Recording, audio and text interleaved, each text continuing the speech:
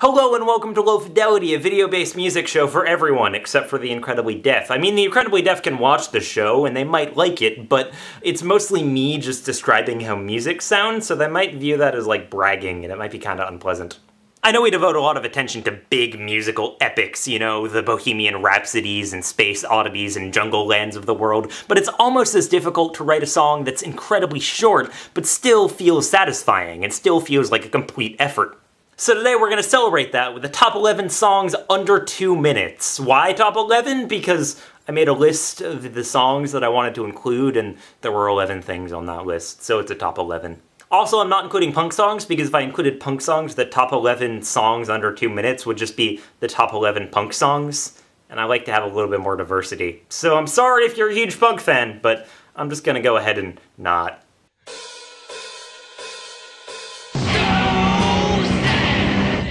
Thank you.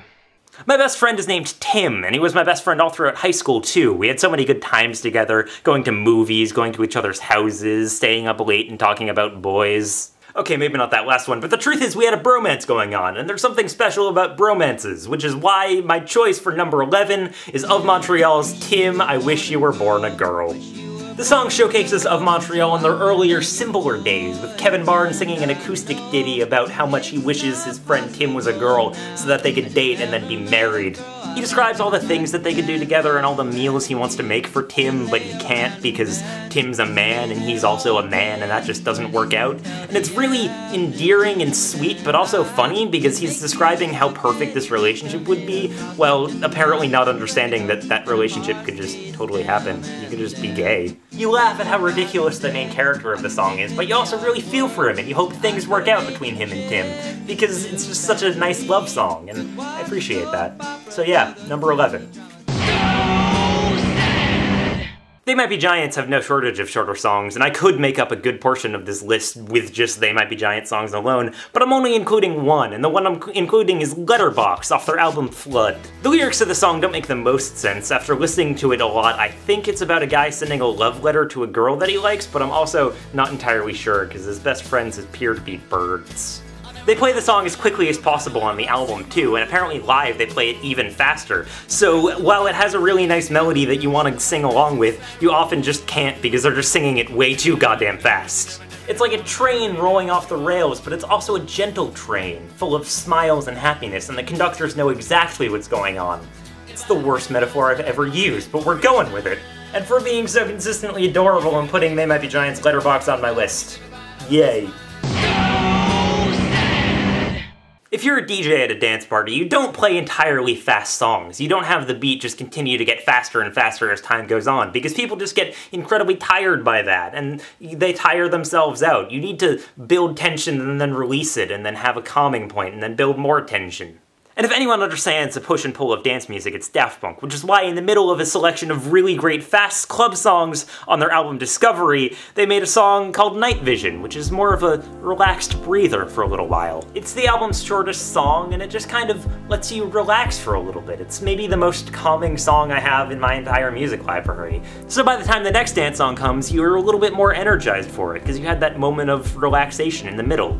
It sort of resets your energy for the rest of the album. Which is good, because often you can't just stand an entire album of I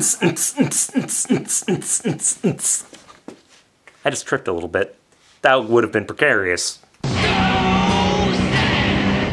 You don't usually see too many great rap songs under 2 minutes, because rap is harder to fit into 2 minutes. You know, you can fit as many catchy melodies as you want into a 2-minute time period, but you can only fit so many rhymes in that space. But Outkast, always being ones to break tradition, made a really great rap song under 2 minutes in their album Stank On Ya, called, I don't know, it's a question mark.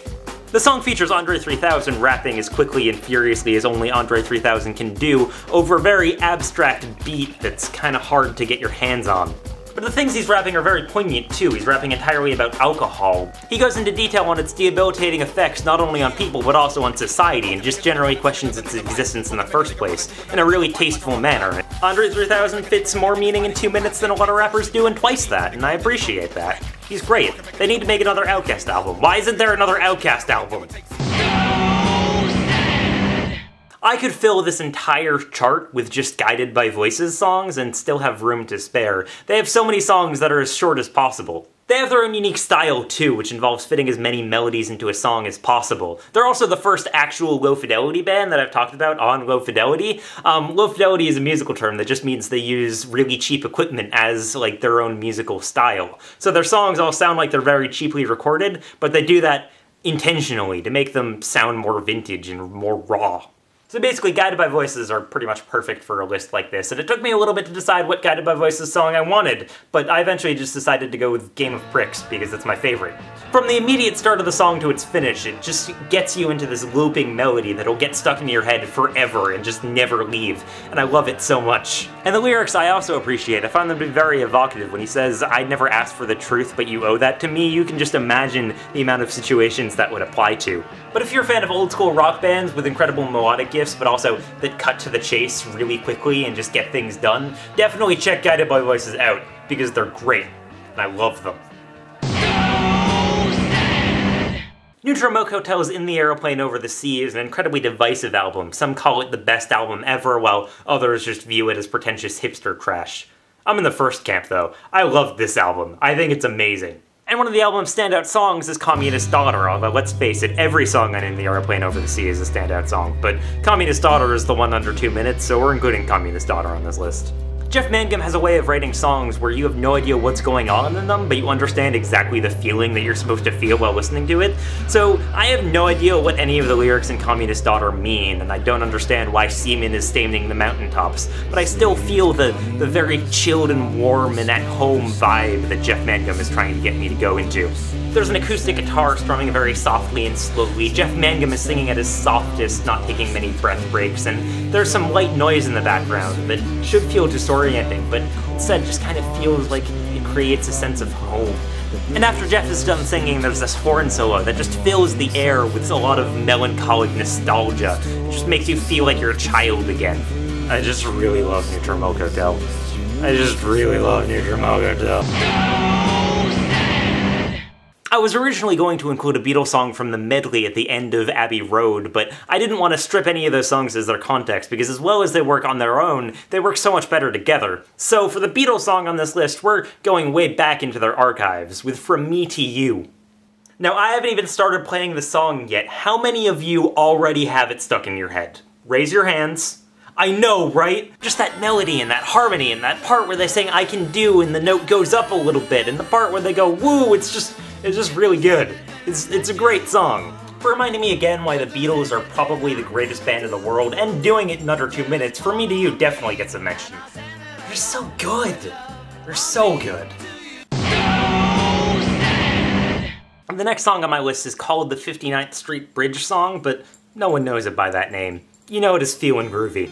Feelin Groovy by Simon and Garfunkel is a song that you either love or don't want to admit that you love, but you totally love, because how could you not love Feelin Groovy? Simon and Garfunkel sum up in their song's first 2 lines what a lot of other musicians have been trying to say with their entire careers and haven't done as well. Slow down, you move too fast, try to make them more than last. It's just perfect. From the hushed countdown in the beginning to the just gentle drum fills in the background, everything in this song just puts everyone in an immediate place of nostalgia, no matter how old you are. Everyone listens to Feelin Groovy and just imagines being young again, and it's great. You might think you're too cool for Feelin Groovy, but you're not. You're not. Feelin Groovy is way cooler than you. Feelin Groovy is cooler than any of you will ever be. It's the coolest song.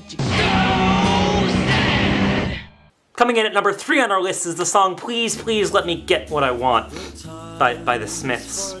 Please, Please, Please Let Me Get What I Want wasn't originally created as a single, but it was included in many 80s movies because it's particularly sad.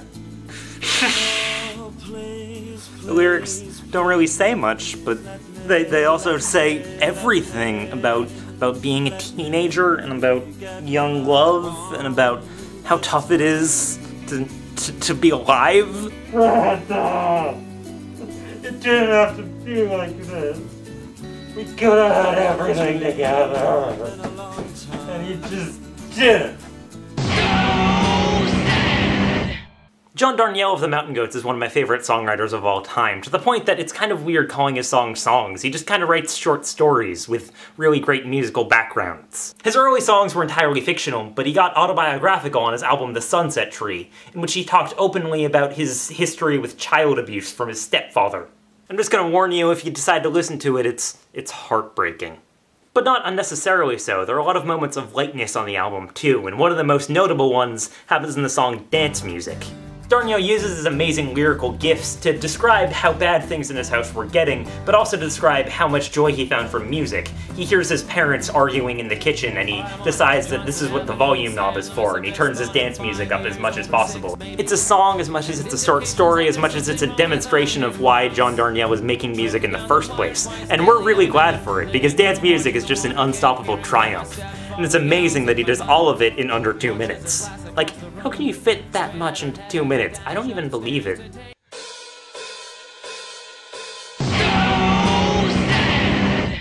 Thank you.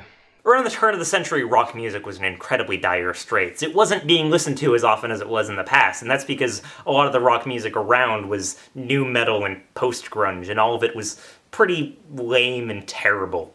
And then out of the silence of the rock industry that was probably nowhere near as bad as I'm describing it, came a band. A band that had a guitar, a drum set, and a bunch of Legos.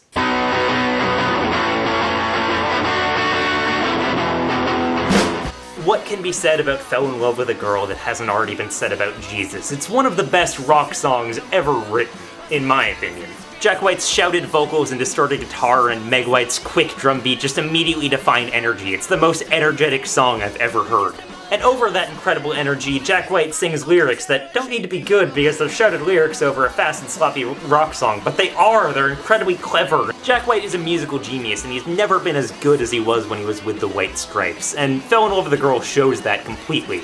Meg White's drumming makes him make his songs as simple as possible, and as a result, his songs are incredibly good because he's really good at writing really simple songs. And its video, which is created entirely from Lego, is still a really cool looking video today. Like, nothing about this song isn't amazing.